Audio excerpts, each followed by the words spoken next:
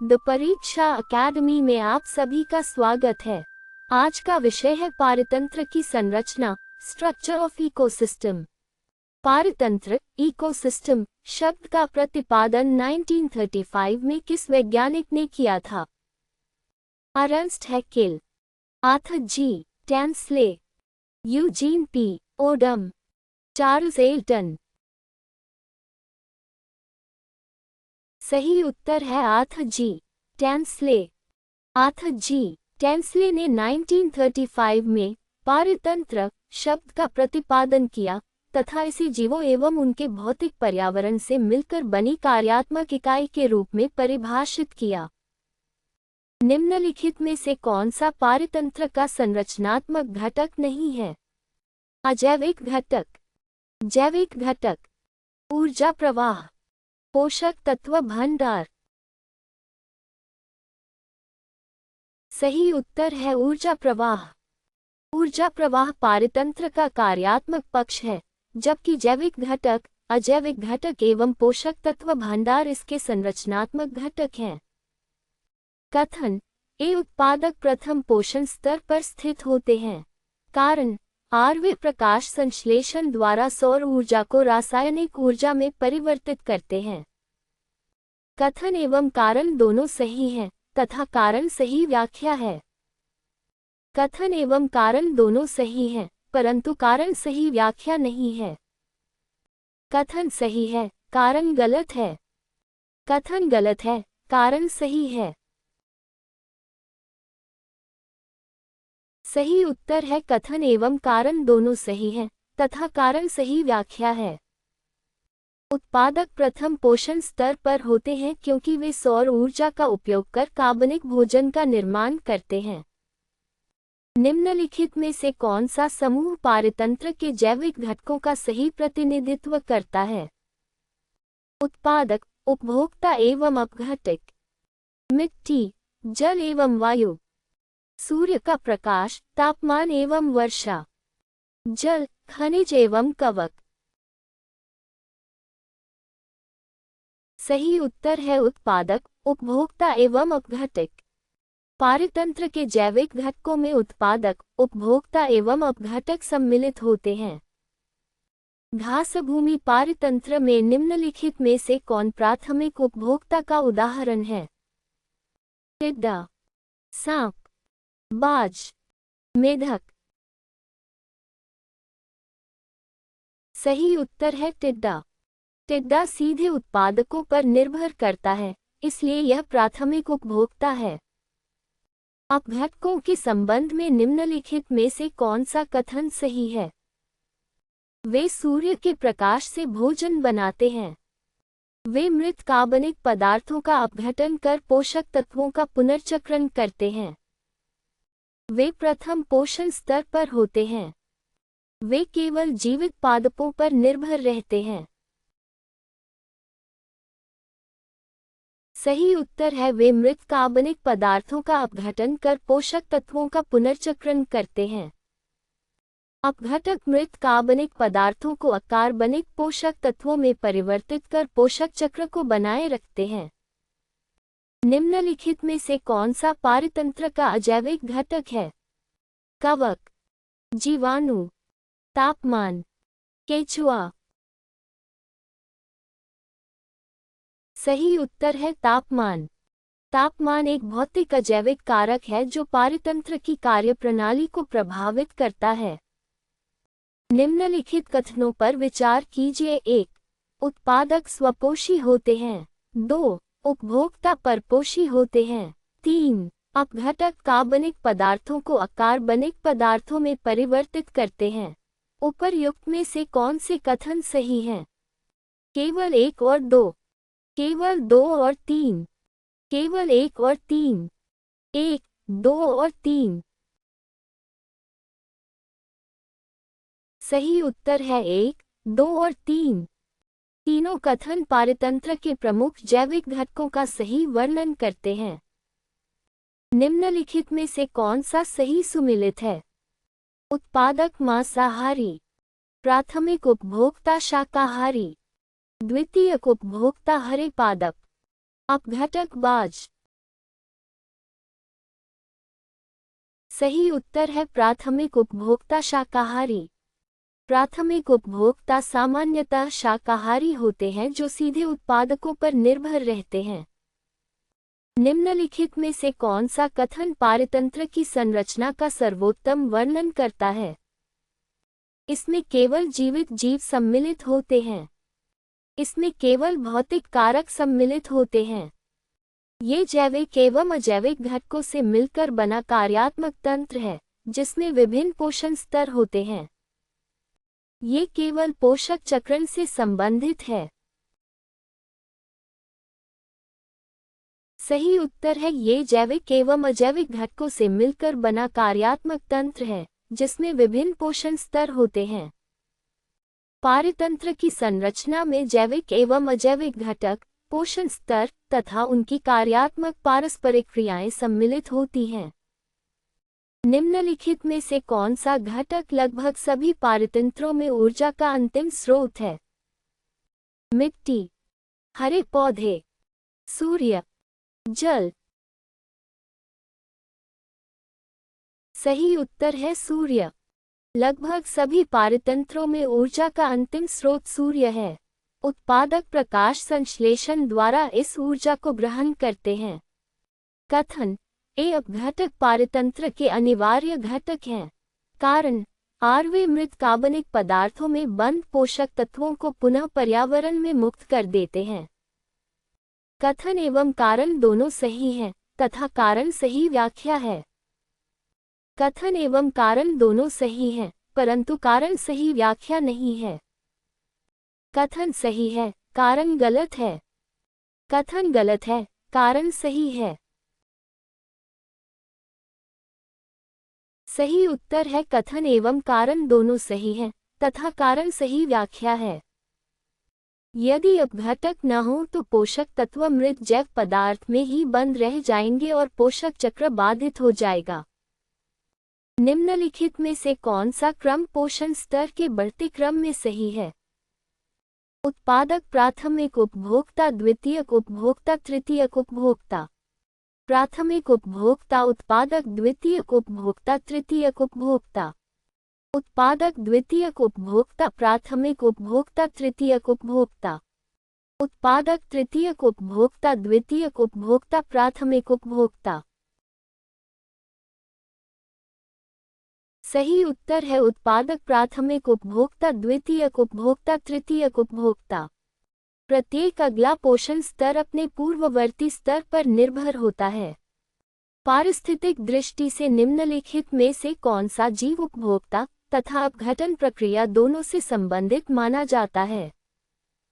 केचुआ, घास, बाघ, फाइटोप्लैंक्टन। सही उत्तर है केचुआ। केचुआ मृत कार्बनिक पदार्थ खाता है तथा अपघटन की प्रक्रिया को तीव्र करता है, इसलिए इसे डिट्रिटिवोर माना जाता है। निम्नलिखित में से कौन सा पारतंत्र का अजैविक घटक नहीं है? प्रकाश, आर्द्रता, जीवाणु, मिट्टी का फ। सही उत्तर है जीवाणु। जीवाणु जीवित जीव हैं, अतः वे जैविक घटकों में आते हैं। निम्नलिखित कथनों पर विचार कीजिए। 1. उत्पादक स्वपोषियों की स्थायी फसल स्टैंडिंग क्रॉप बनाते हैं। 2. उपभोक्ता अपना भोजन स्वयं नहीं बना सकते। 3. अपघटक प्रत्यक्ष रूप से सौर ऊर्जा का उपयोग करते हैं। उपर्युक्त में से कौन से कथन सही हैं? केवल 1 और 2, केवल 2 और 3, केवल 1 और 3, 1, 2 और 3। सही उत्तर है केवल 1 और 2। अपघटक ऊर्जा मृत कार्बनिक पदार्थों से प्राप्त करते हैं, न कि सीधे सूर्य के प्रकाश से। निम्नलिखित में से कौन सा युग्म गलत सुमेलित है? उत्पादक स्वपोषी, प्राथमिक उपभोक्ता शाकाहारी, द्वितीयक उपभोक्ता मांसाहारी, अपघटक प्राथमिक उत्पादक। सही उत्तर है अपघटक प्राथमिक उत्पादक। अपघटक परपोषी होते हैं, वे भोजन का निर्माण नहीं करते। किसी पारतंत्र में पोषक तत्व भंडार न्यूट्रिएंट पूल मुख्यतः किससे संबंधित होता है?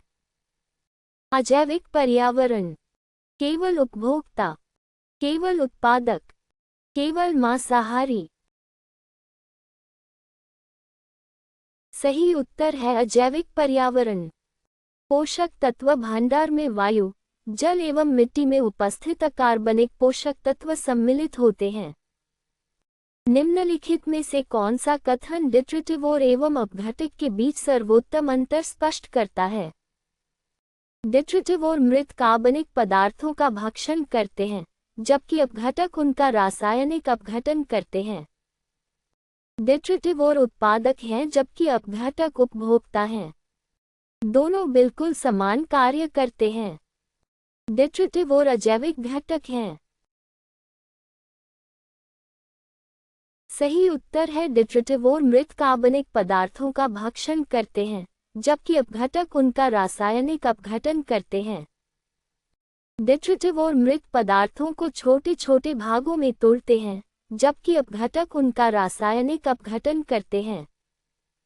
पारतंत्र की संरचना के संबंध में निम्नलिखित में से कौन सा कथन सर्वाधिक उपयुक्त है? इसमें केवल जीवित जीव सम्मिलित होते हैं। इसमें केवल निर्जीव घटक सम्मिलित होते हैं।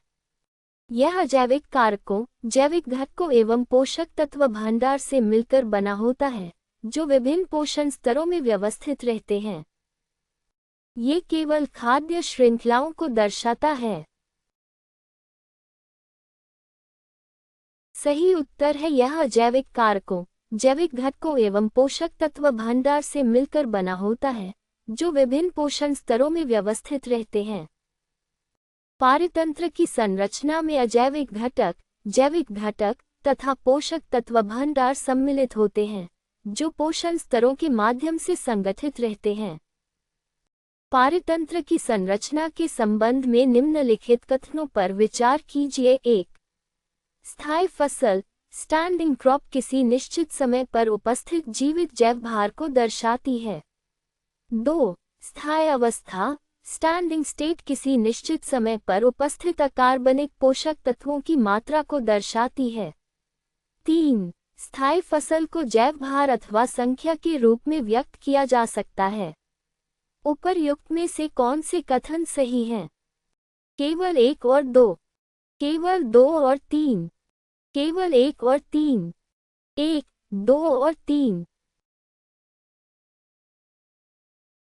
सही उत्तर है 1, 2 और 3।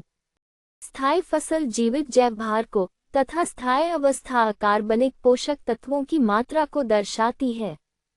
स्थायी फसल को जैव भार अथवा संख्या दोनों रूपों में व्यक्त किया जा सकता है।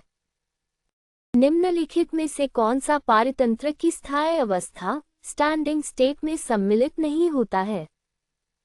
कार्बन डाइऑक्साइड, फॉस्फेट आयन, जीवित फाइटोप्लैंक्टन का जैव भार, नाइट्रेट आयन। सही उत्तर है जीवित फाइटोप्लैंक्टन का जैव भार। स्थायी अवस्था में अकार्बनिक पोषक तत्व सम्मिलित होते हैं, जबकि जीवित फाइटोप्लैंक्टन स्थायी फसल का भाग है। कथन ए पारतंत्र एक खुला तंत्र ओपन सिस्टम है। कारण यह अपने परिवेश के साथ ऊर्जा एवं पदार्थ दोनों का निरंतर आदान प्रदान करता है। कथन एवं कारण दोनों सही हैं तथा कारण सही व्याख्या है। कथन एवं कारण दोनों सही हैं, परंतु कारण सही व्याख्या नहीं है। कथन सही है, कारण गलत है। कथन गलत है, कारण सही है। सही उत्तर है कथन एवं कारण दोनों सही हैं तथा कारण सही व्याख्या है। पारतंत्र अपने परिवेश के साथ ऊर्जा एवं पदार्थ का निरंतर आदान प्रदान करता है, इसलिए इसे खुला तंत्र माना जाता है। निम्नलिखित में से कौन सा कथन डिट्राइटस एवं लिटर के बीच सर्वोत्तम अंतर स्पष्ट करता है? लिटर मुख्यतः ताज़ा गिरे हुए मृत पादप पदार्थों का समूह है, जबकि डिट्राइट्स में अपघटनशील सभी मृत कार्बनिक पदार्थ सम्मिलित होते हैं। डिट्राइट्स में केवल जंतुओं के अवशेष होते हैं। लिटर जैविक तथा डिट्राइट्स जैविक घटक है। दोनों शब्द पुनर्तः समानार्थी हैं। सही उत्तर है लिटर मुख्यतः ताज़ा गिरे हुए मृत पादप पदार्थों का समूह है, जबकि डिट्राइट्स में अपघटनशील सभी मृत कार्बनिक पदार्थ सम्मिलित होते हैं। लिटर डिट्राइट्स का एक भाग है।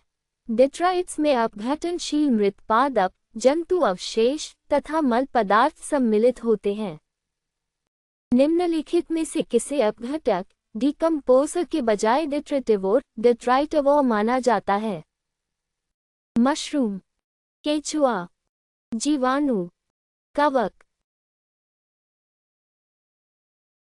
सही उत्तर है केचुआ। केचुआ मृत कार्बनिक पदार्थों को छोटे छोटे भागों में तोड़ता है, जबकि जीवाणु एवं कवक उनका रासायनिक अपघटन करते हैं। पारितंत्र की संरचना की दृष्टि से किसी तालाब में फाइटोप्लैंक्टन मुख्यतः किसकी भूमिका निभाते हैं?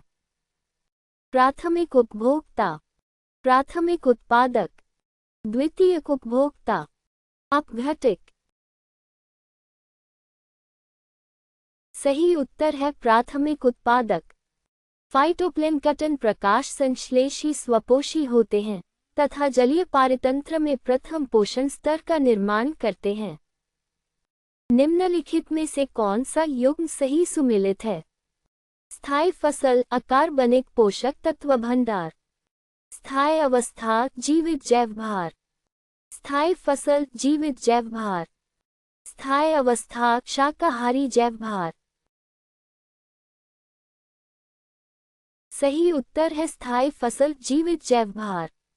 स्थायी फसल किसी निश्चित समय पर उपस्थित जीवित जैव भार को दर्शाती है। निम्नलिखित में से कौन सी संरचनात्मक विशेषता स्थलीय एवं जलीय दोनों पारितंत्रों में समान रूप से पाई जाती है? फाइटोप्लैंक्टन की उपस्थिति, उत्पादक, उपभोक्ता एवं अपघटकों से बने पोषण स्तर, केवल संवहनी पादपों की उपस्थिति, प्रवाल भित्तियों की उपस्थिति। सही उत्तर है उत्पादक, उपभोक्ता एवं अपघटकों से बने पोषण स्तर। सभी पारितंत्रों में उत्पादक, उपभोक्ता एवं अपघटक विभिन्न पोषण स्तरों में व्यवस्थित रहते हैं। निम्नलिखित में से कौन सा पारितंत्र की संरचनात्मक जटिलता का सर्वाधिक उपयुक्त संकेतक है?